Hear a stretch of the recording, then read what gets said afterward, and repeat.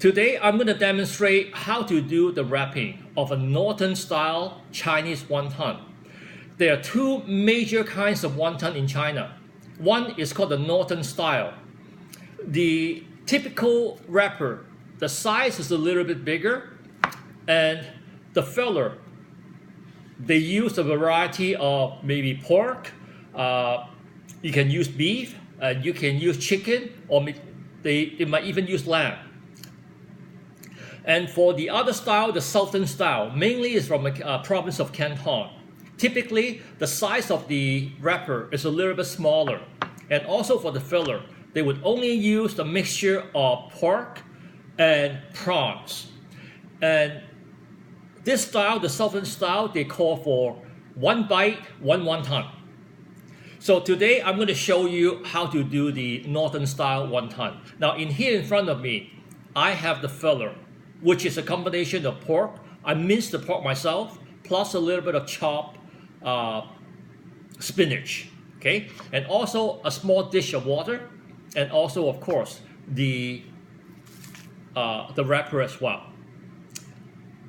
So first of all, separate the wrapper from the stack. Okay, put it at the palm of your hand as a square. Now for the first few times, don't be too greedy.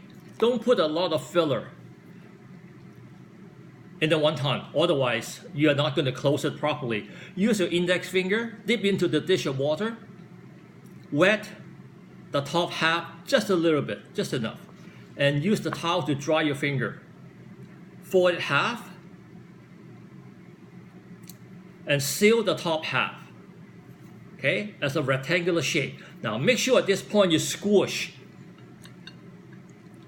the air out. Otherwise, when you are cooking it in hot boiling water, the air is going to expand and the wonton will burst, okay? So also right now, use your index finger, wet the corner, the lower corner a little bit, and use your middle finger to push the middle in and twist the wonton and seal it.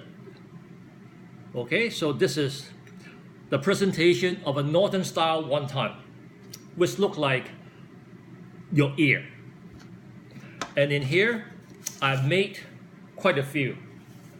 Okay, so my suggestion is in a stack of wonton wrapper, typically you have between 60 to 70 wrapper in here. And I would do more than one meal. Keep it in your freezer after you've done the tray.